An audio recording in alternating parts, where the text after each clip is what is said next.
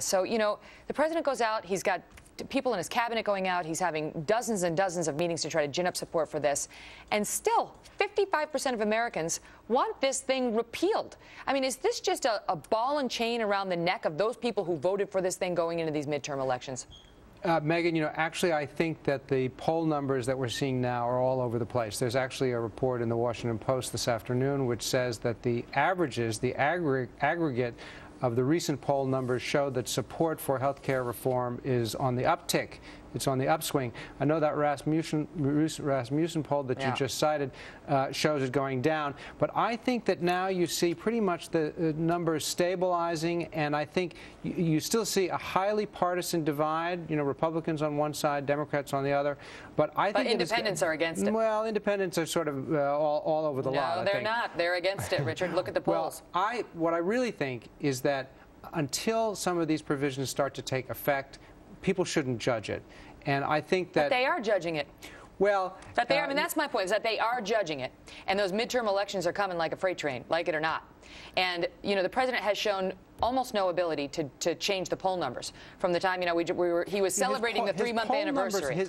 Not his poll numbers, but the health care. Right. Nancy Pelosi said, we pass it, you're going to love it. Wait until you see what's in it. So here we are 3 months later. They still don't love it. 55% of Americans want it repealed. Well, listen, all I can say is that the numbers, there's other polls that shows, there's a Gallup poll this morning that says 49% think it's a good thing, 46% think it's a bad thing. Right, but Gallup also just specifically pointed out that this is not a good trend for the president.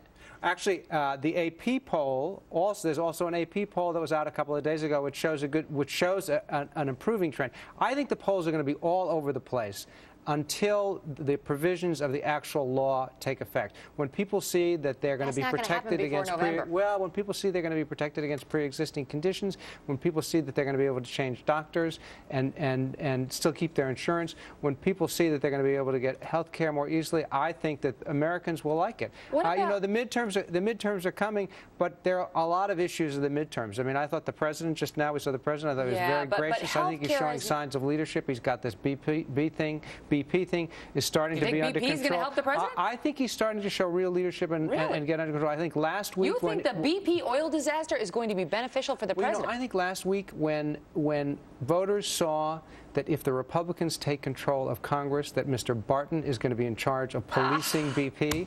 I think that they will make a choice. I know, but you know, Mr. Barton didn't say he was sorry, and they're leaving him in charge of policing BP. And I think when voters see that if they give the Republicans a majority in the House, that this guy, Congressman Barton, who wants to apologize to BP, is going to be in charge of policing them, they're not going to want to do it. One Democrat actually came out once the Republicans decided to leave Barton in charge of that committee and said Christmas came early, so you may have a point there. Now, wait, let me ask you this. One of the things that President Obama came out and touted this week was we're going to watch the premiums of these insurance companies. We're going to make sure that they don't jack up your premiums. They already said we're going to watch the deductibles, and we're going to watch the co-pays, but now they're saying we're going to look at these premiums. Yeah, because we don't want you to get price gouged. But then we had some doctors come out and say, look, that sounds good in principle, but if you make the insurers do all these things, take people with pre-existing conditions, pay for all these services and so on, and then they can't raise prices in any way, essentially, it's going to lead to rationing. Here's Dr. Mark Siegel on Fox Business News Network just yesterday. Listen to him. Insurers are trapped. It's actually a low-profit business, not a high-profit business. Here is what is going to happen, Stuart.